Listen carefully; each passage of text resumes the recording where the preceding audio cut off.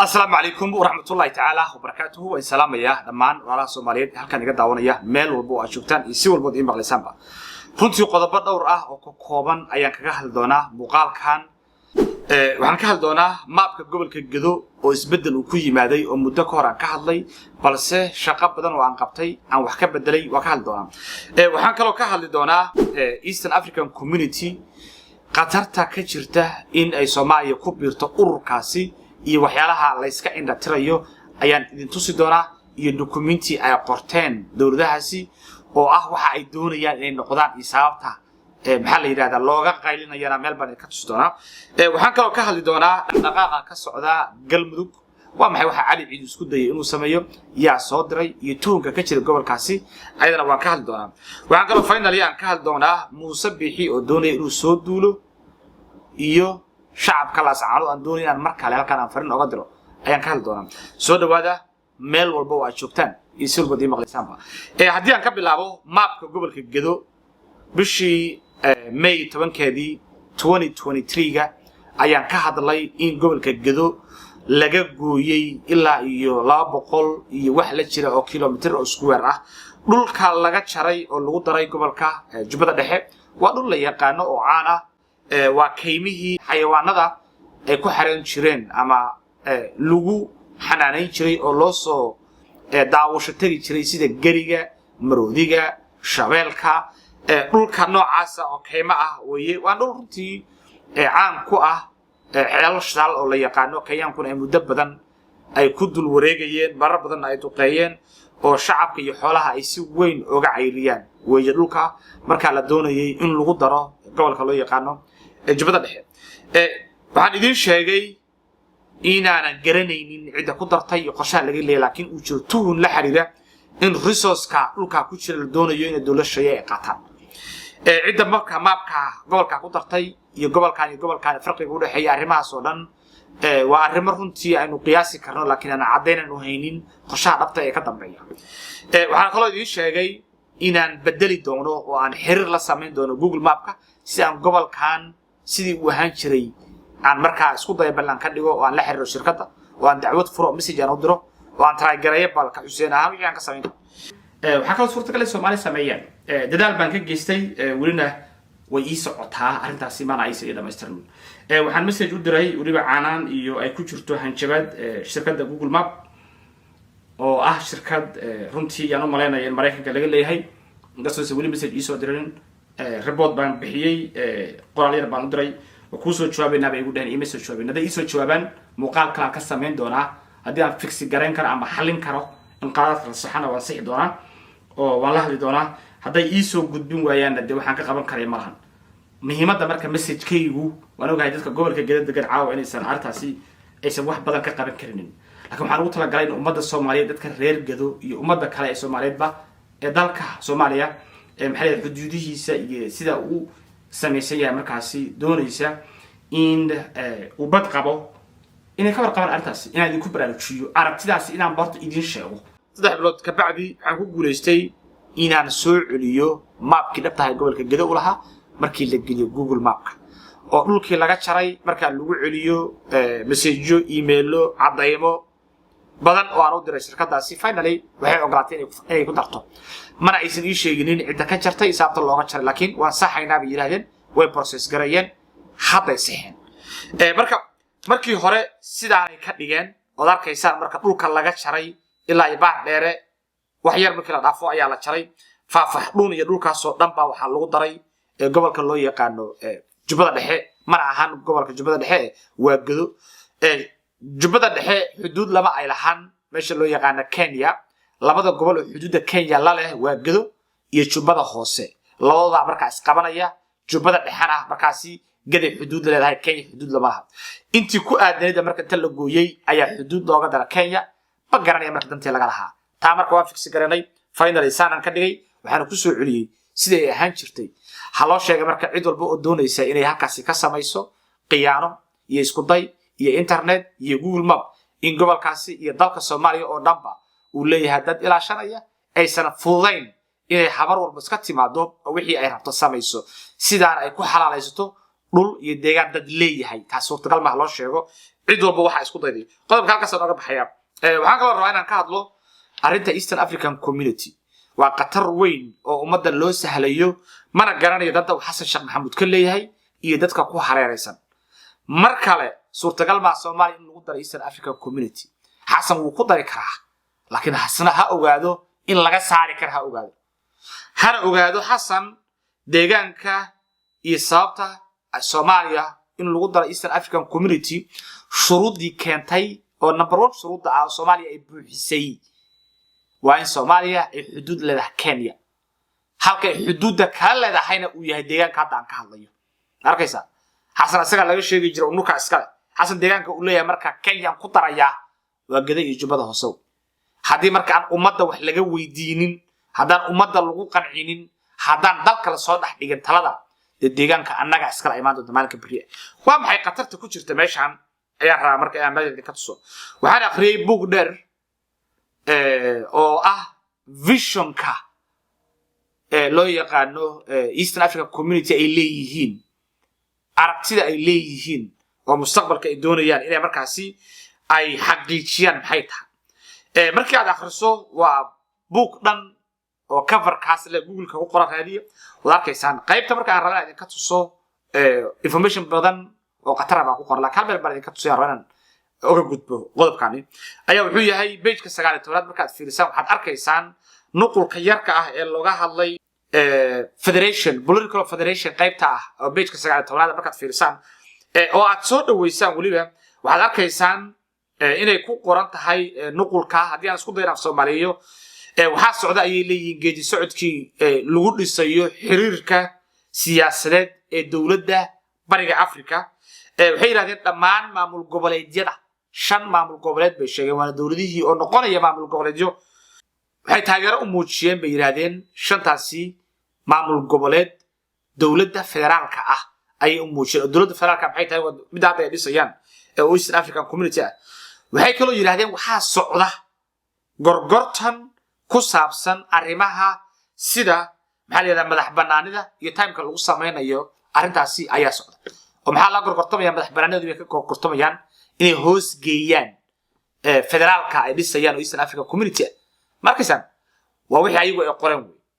meel kale anagu aan tagin ayaa taa waxay muujinaysaa inay gobollo noqon doonaan states ah dawladaha ku biira iyo inay federaalka hoos tagi doonaan iyo inay ka gorgortamayaan madax banaanidoodii inay u dhiibaan dawladda federaalka ah timekii ugu dhiibayaan iyo arrimahaasna la qabanayana ay hadda ka wadaan negotiations ee ka dhaqaashiya su'aala marka dalkeena oo madax banaanteen u qaadna miyeen hoos geenaynaa dawlad weyn oo la yiraahdo Eastern African Community oo markaasi ah dad isla isku diina isku dhaqana isku luuqad ah waxay sameeyeen already hadda syllabus leeyahay Eastern African Community syllabus oo laga dhigi doono waxbarasho ahaan dawladahaasi oo markaasi luuqada mainka ah na ay noqon doonto Kiswahili waxa anaga waxa inooga jira arinta waxay la mid tahay Soomaaliya iyo NFD dhulka nagida laga qaatay iyo waqooyi galbeed ee hore aydan laga qaatay shantii Soomaaliya oo maanta yiri waxaan sameysanaynaa dawlad federaal ah maadaama isku luuqad iyo isku dad iyo isku diin yihiin ka bacdina ay dawlad kale oo sida Kenya oo kale taayna tiri waa idin ku biireynaa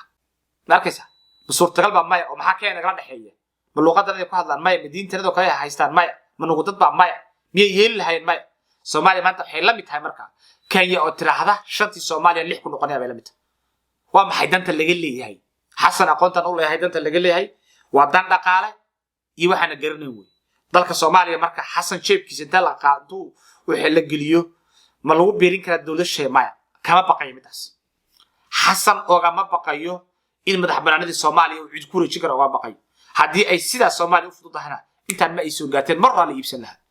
Soomaaliya dad baale waxay la mataqaanaa meesha la taalo oo loo qaadan laayay oo resource-keeda wali ugu jiro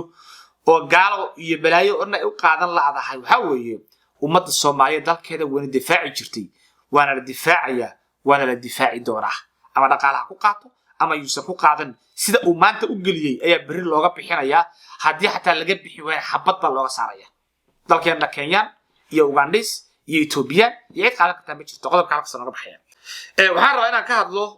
arinta la xiriirta galmudug oo runtii ay ka soo cusboonaatay qalqal siyaasadeed oo xoog leh wuxuu qalqalkan siyaasadeed uu ku soo aaday xilli 4 maalmood uu xasan sheekh maxamuud ka maqan yahay magaalada Dhuusamareeb ayuu qalqalkan siyaasadeed oo ina ciid uu hormuudka u yahay ayuu yimaada tuunka ugu weyn ee hadda miiska saaran oo dadka xogogaalka isweydiinayaan ayaa waxay tahay maxaa xasan imaanshiisa galmudug iyo markii uu tagay inuu qalqalkan qarxo maxaa isku soo aadiyay waranka iyo weedha maxaa kulmiyay ayadoo waliba ay soo shacbaxayaan inuu jiro khilaaf u dhaxeeya xasan sheekh maxamuud iyo qorqor maxaa xilligan keenay khilaafkaani hadduusan xasan ka dambaynin waa su'aasha ugu weyn ee miiska saaran dhanka kale ninka qalqalkan bilaabay ee cali ciid ayaa ah nin ka mid ah officially oo ka mid ah kooxda loo yaqaano damu jiriid cali ciid xilligii la dooranayay la magacaabayay xamse ayuu suuqa soo geliyay dad xogogaala oo la hadlay oo aan anaguna la hadlay ayaa ii xaqiijiyay inuu suuqa geliyay oo uu sheegayay in asaga laga dhigi doono ra'iisul wasaare maadaama uu si weyn ula kaabeen gareeyay lana shaqeeyay ninka loo yaqaan xasan sheekh maxamuud kana mid ahaa nimankii soo keenay xildhibaano badan oo asaga ku reer ah oo markaa asaga u codeeyay arrinta kale oo tuhunka ah oo qaybta labaad ayaa waxay tahay ninka uu yiri shaqadan ka joojiyay Cabdi Waayeel waa nin 4 ilaa 5 jeer hore ay damceen kooxo damu jadiida inay xilka ka qaadaan una arkaan inuu yahay nin ku horgudban markii laga hadlayo siyaasadda beesha Mareexaan oo xubin weyn ka ah gobolkaasi iyo maamulkaasi loo yaqaan galmudug fiqi ayaa hadda ka hor isku dayay in ninkaan xilka ka qaado ama uu xilkan ka qaadaya in markaa la yiraahdo waa nin noocaaya wayna shaqeyn weyday xilligii fiqi uu ka ahaa wasiirka galmudug haddana cali ciid soo laabtay ayaa arrintaani isku dayay uma muuqatay in shaqeynayso taasna markaa waa isku dayga kale ama waa dhanka kale laga arki karayo in qalqalkan siyaasadeed socda ay u yahay qalqal ay damu jiriid wado iyo ninkaan inuu ka mid yahay damu jiriid wax walba uu sameeyana maxaa la yiraahdaa cida loo arkay inay soo maleegtana uu yahay xasan sheekh maxamuud qorqor iyo xasan inaysan isku fiicnayn na waxa laga garanayaa number 1 xasan habeenkii uu ka tagayay meesha loo yaqaano galmudug oo ka hadlayay Twitter space-ka arintii uu ka hadlay oo ahayd inuusan extension la doonaynin inuusan suurtagal ahayn in muddo korin la sameeyo ummadda oo dhan way dhageysanaysay waana message loo dirayay ninka loo yaqaan qorqor oo ah muddo kordhin lagu sameeynaya ma jirto waad aragteen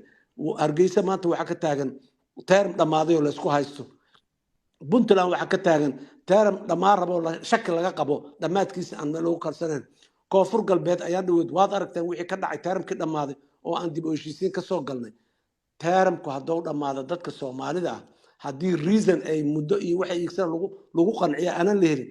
termaan inta iska dhameysto iska sii joogto ama shaatigiisa tusho qof inuu shaatigiisa tusho inaan ka nimaadaan rabnaa waxaana socdaba oo aan horay uga hadlay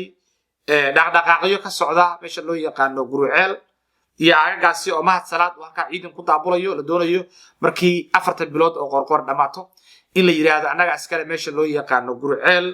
iyo Dhuusamareeb iyo waqti ay waa dhamaaday iyo arrimahaasi waxaan loo isticmaalayaa cali ciid marka waxa socda waa dhaqdhaqaaqyo damu jiriid ay doonayeen inay kula wareegaan meesha loo yaqaano galmudug qorqorna meesha looga tuuro cali ciidna waa mid ka mid ah shakhsiyaadka gacmaha u ah xasan sheekh maxamuud oo la doonayo markaa in meesha looga tuuro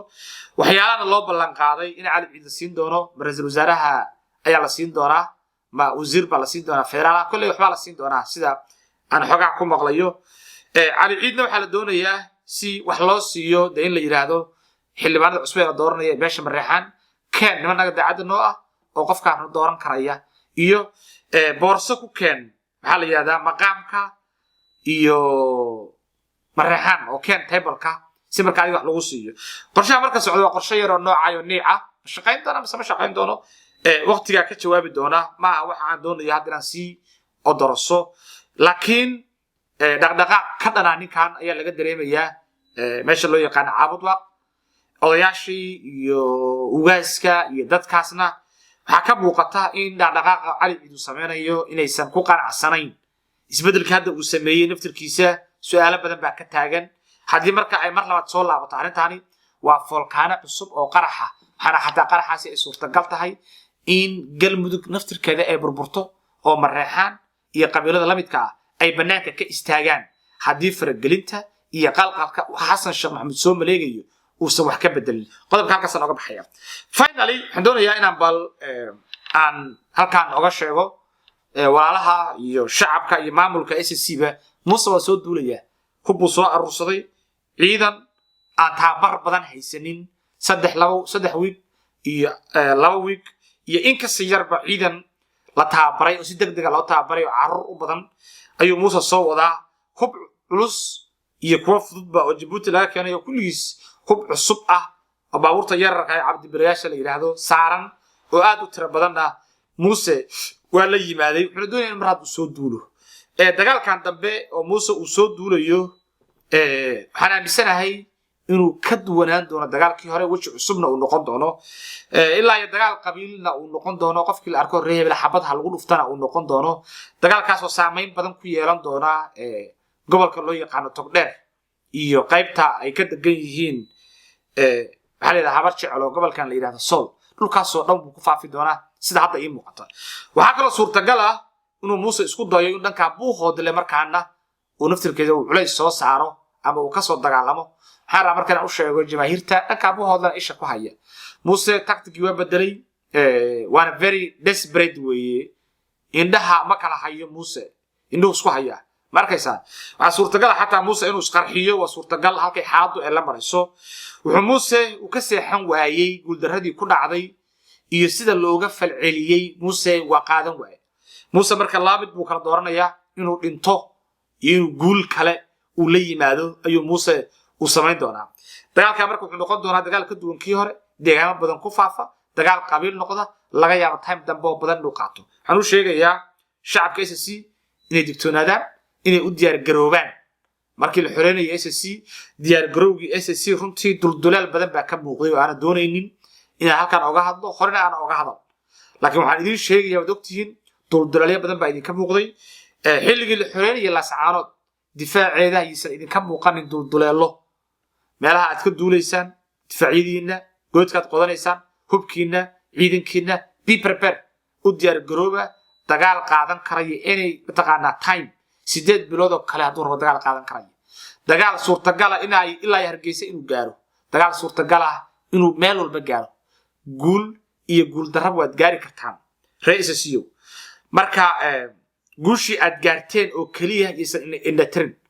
dagaalku guul iyo guul darraba uu yeelan karaya guushi aad gaarteen waxba ku iman karaya be prepare hasdiganina Muuse ciidan ma haysta oranina Muuse hub ma haysta oranina Muuse hubna wuu haystaa una soo helay ciidan cusub iyo dad la soo programiyay oo qiiraysan oo xataa ay suurtagal tahay inay isqarxiyaan Muuse soo wata be prepare ayaan soo sheegaya intaas aan ku soo koobaya inta dib isaga soo laabanayna waxaan idinka taasana adino السلام عليكم ورحمة الله تعالى وبركاته.